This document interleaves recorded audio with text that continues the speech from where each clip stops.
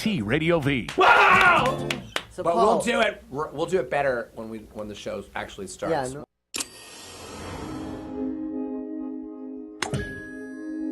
No. T Radio V. Radio in TV. Radio in TV.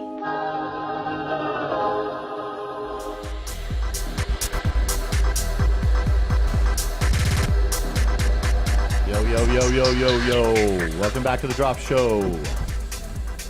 So we are here with poets. I gave it to you too. With And Michaela. And the key. And of course, Tiffany. What's up, Tiffany? I'll be Tiffany. Yeah. Yeah. So typically, we go through some picks, but we're not going to do that this week because we just got to chatting, which was great. Glad we got to talk a little bit about technology already. Cool. But we're going to just jump into some of the tech that's covered here by Nigel. Yeah, so now it's my mic that I can't hear. But anyway, speaking of YouTube University, there's probably the best the way to learn all this technology stuff, like we were talking about. You can just basically Google anything, and that's essentially how I learned nearly all the new soft synths and everything else that's come out in the past 5 years. And usually it's some kind of geeky guy that's like in a room with, this is how to make the sound from this track, da da da da da da. So there's of all the different tutorials that there are out there on how to get cool bass sounds, whatever. There's these guys, Dodge and Fuski, who are they're on Never Say Die Records. They're totally awesome, and they do they're actually art. So this is coming like it's sort of the same thing. They're showing basically how to make awesome dubstep sounds, but coming from an artist's perspective, where they just kind of have to see it. So they have a whole series on there. There's about 9 of them. I put up this is like an edited version of one of them, and you can kind of Dodge and get the idea from Fuski, them. back to tutorial number 2. Check these dudes out. If you haven't checked out the first one already, make sure you check it out on our channel. Right, we're going to be doing today, bass lines. Part 1. There's going to be quite a few parts, at least 2, probably 3 or 4 realistically, because there's so much to cover. Without any further ado, let's get straight on to the tutorial. Right, basically we're going to be continuing with our track Wetter Step. If you don't know it, Google it. It's the one that we covered in the last tutorial, and we're probably going to continue to cover it for a bit. I'll just play the drop in case you're not familiar with it. So.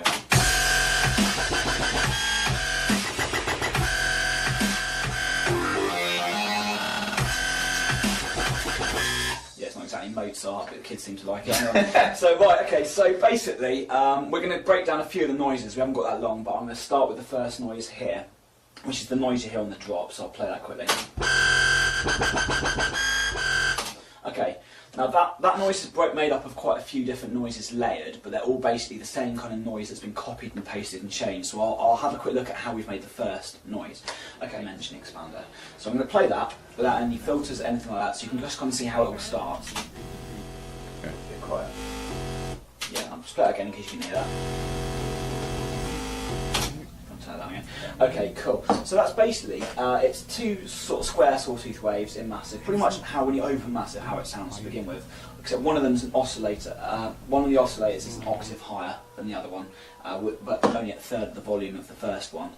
This just kind of gives it a little bit more space rather than just being on one thing. A bit of extra sound. So a bit more harmonics, basically. A bit more harmonics, yeah. Okay, and the thing that really makes this sound like it sounds is the filter. Okay, so I'm going to turn the filter on. This is the only thing I've changed, as you can see how drastically it changes now. So, okay, so obviously you can hear it's a totally different sound. Now, what's happening with this is obviously you can adjust your filter manually, so you can go, what kind of. Just like that. Yeah, just like that. But what we're using here is using an envelope on the cutoff and also on the screen thing here. We're using the screen filter. There's various different filters in Massive. We haven't got time to go into exactly how to use Massive completely because this would take forever. And there's plenty of other things to show you the very basics. Yeah. The screen is what's giving it all the character, basically. Exactly. So what we've got here is, down here we've got these envelopes. Now I've dragged the first envelope onto the cutoff and onto the screen and clicked on the number and dragged up on both of them. So you can see this blue bar is showing where that knob will turn to when the envelope plays. So I've turned the attack up on the envelope so you can literally hear. So the little sweep you're hearing is that envelope. Exactly. Okay, now the main thing we're doing after this to beef this up, if you turn that back down again, is starting off, got a distortion plug on it. We use TC Sonic Destructor. It's a really good distortion plug-in. Yeah. Again, I'll play it to you now. You can kind of... You can hear that's really beefed up quite a bit already. Just the Dodge and Fuski, they have like... Here. We use the clipper. And yeah, the second thing, they have like 10 of them. EQ. I mean, we EQ... To be honest, it's very rare to do anything in an entire tune that doesn't get EQ'd. It's the one thing that gets overused on everything because you do kind of need it. It's very, very lucky if you get a sound that sounds right in your mix straight away. All I've really done on this one is taken out around 200 hertz and some of the low mid. That's where your snare's hitting and some of the other noises just to make space. So you duck the frequencies so the snare punch can kick through. Exactly. I mean, say sometimes you make a snare noise and you've got a snare that sounds sick, it sounds really punchy, and then you put it with your bass lines and suddenly it all gets lost. It's really weird. Why doesn't it sound like? It's because there's only so much space for it all to kind of fit in the same place. So it's called headroom. Yeah, exactly. So if your snare's hitting at 200 hertz, like in the last tutorial, but your bass lines are as well, they're gonna lose presence. It's a bit like a crowd. You can hear someone talking, but if you put them in a crowd full of people, it'll just sound like a mess, and you won't be able to make anything out. It's exactly the same. Good analogy. Yeah, it's exactly the same with tunes. So take it out, make space, everything sits where it wants. Okay, so what I've then done to beef the sound up is I've duplicated the channel. This is a trick we use a lot. Yeah, a lot, like pretty much more standardly. On most bass lines, you'll hear a single bass line, but it'll be several synths doing it. So what I've done is right-clicked and click duplicate track. Now I'll play the noises. So it sounds like... Okay, so that sounds like that. All of the three of them together. So it's basically the same as the first noise, just loads beefed up. Now the only other thing now is the sub, which is basically I've duplicated the first synth. I've taken all the distortion off, I've turned everything off apart from the standard oscillators, and I've just got them set to sine with the wavetable position right on the left, using this one here which sets it to the left one, which is sine, which is just a clean sub. If I play it, probably won't be able to hear that. I doubt the camera's going to pick that up, to be honest with you, but trust me, it's just a sub.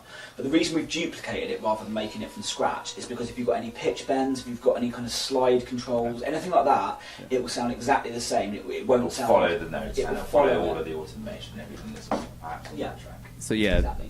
those guys, I mean, you can find a million different massive tutorials basically telling you exactly to do the exact same sound that they're explaining there. But what's cool about these guys is that, I mean, the one that comes after that, they've like played some show the night before and they both look just totally wrecked. And they're like, we were at bass night.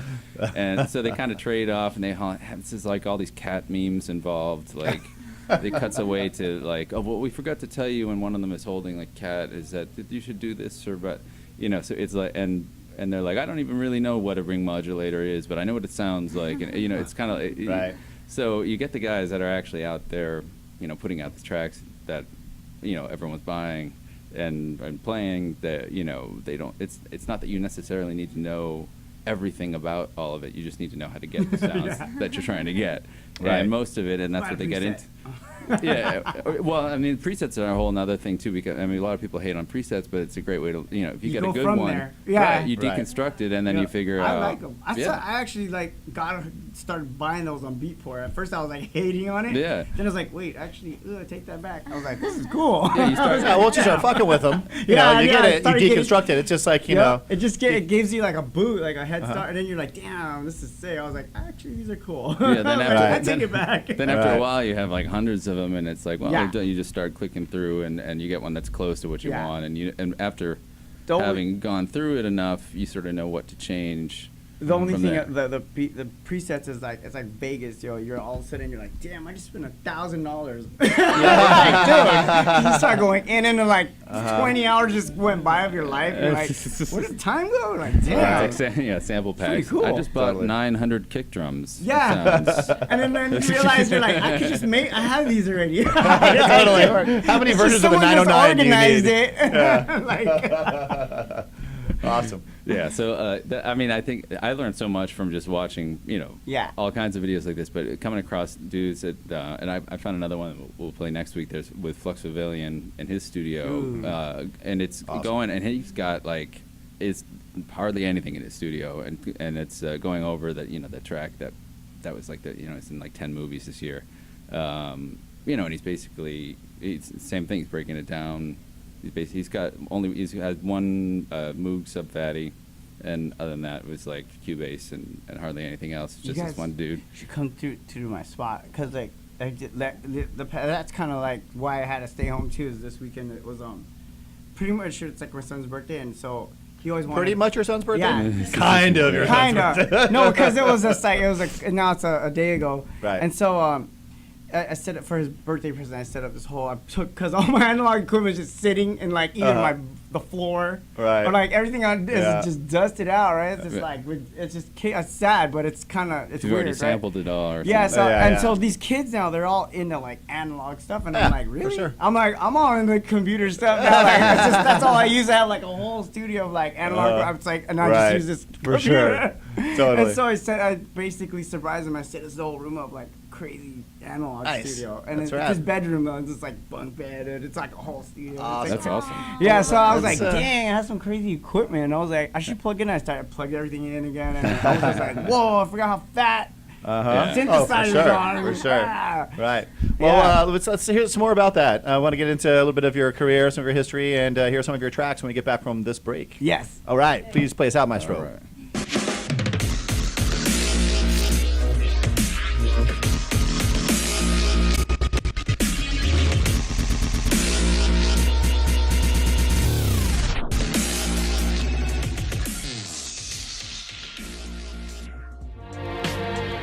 Hi, I'm Moby, and you're watching T Radio V.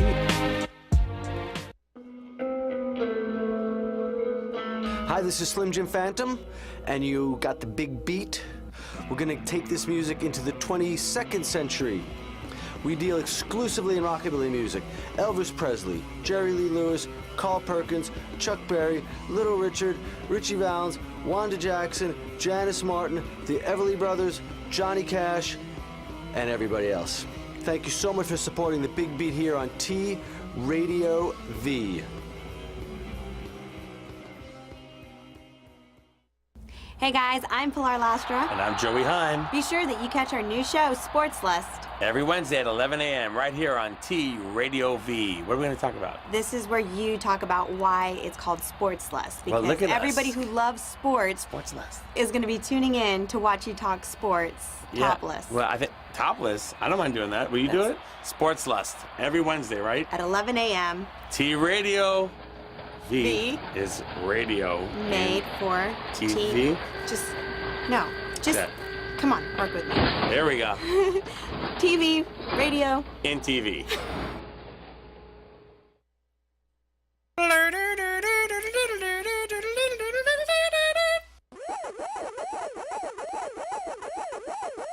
Let's Get Digital, Wednesday, 6 p.m.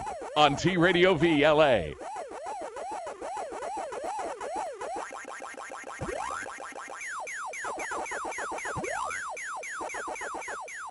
Freaking.